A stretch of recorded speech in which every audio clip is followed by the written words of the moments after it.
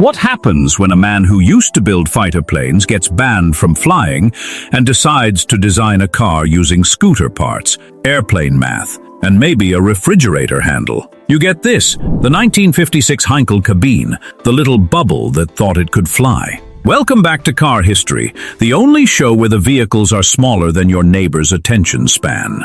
Now, buckle up, if you can even find the buckle, and squeeze in for a ride through post-war Germany's strangest invention. Let's rewind to 1956. Germany is rebuilding. Money's tight. Fuel is gold. Owning a car? Still a dream. Enter Ernst Heinkel, an aircraft genius grounded by war restrictions. He couldn't build planes anymore, so he built something that looked like one. He saw the Italian Iso Isetta at the 1954 Geneva Motor Show and thought, nice idea. I can make it lighter, faster, and maybe even sillier. He rallied a few of his old airplane engineers, dusted off some blueprints, and started drawing a car using aircraft logic. Strong, light, efficient, and just barely roomy enough for 2 humans and 1 dream. The result? The Heinkel Kabine, a round metal bubble with a single front door that opened like a refrigerator. It had a sunroof that doubled as an emergency exit, perfect for when the door jammed or your date panicked. Unlike the Isetta, the Kabine's steering wheel didn't swing out of the way.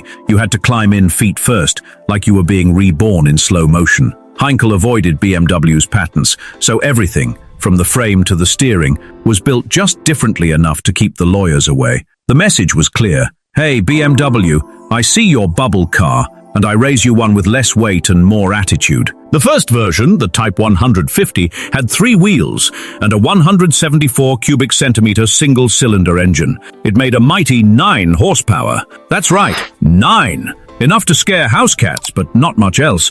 Still, thanks to its aircraft-inspired monocoque body, the Kabine could reach 55 miles per hour, just fast enough to feel heroic. Later came the Type 154. 4 wheels, a slightly larger engine, and fewer tax headaches, because in Germany, even horsepower needed an accountant. The Kabine weighed just 530 pounds and sipped fuel like a polite guest at dinner, about 60 miles per gallon. It could out-economize nearly anything on the road. Up front, it had independent suspension with coil springs. In the back, 1 single swing arm with a shock absorber that looked suspiciously borrowed from a scooter. The brakes? 2 hydraulic drums up front and 1 lonely mechanical handbrake on the rear wheel. So if you rolled backward on a hill, it was up to your right arm and your faith. Inside, things were cozy. 2 seats shoulder to shoulder, a folding backrest for luggage or a very patient child, and 1 front door to rule them all. If that door jammed, you escaped through the roof. And honestly, that's an upgrade compared to Timmy's last car, where you had to pray and push. The curved windshield made every drive feel like taxiing down a runway. It wasn't luxury, it was survival, with style. Now the funny part, Heinkel lost money on every single Kabine. Between 400 and 500 Deutschmarks gone each time one left the factory. The selling price? 2,750 Deutschmarks, around $650 US back then, and still not enough to break even. After Heinkel's death in 1958, production moved to Ireland, where about 6,500 more were built. Later, the design moved again, to Britain, where it became the Trojan 200. See? You can't stop a weird idea, you can only give it a new accent. The Kabine once entered the Monte Carlo Rally in 1956. No, it didn't win, but it did finish, which is impressive for something that could park in a suitcase. It also appeared in a few British comedy films, usually playing itself, a lovable little oddball. Today, collectors pay real money for these bubbles.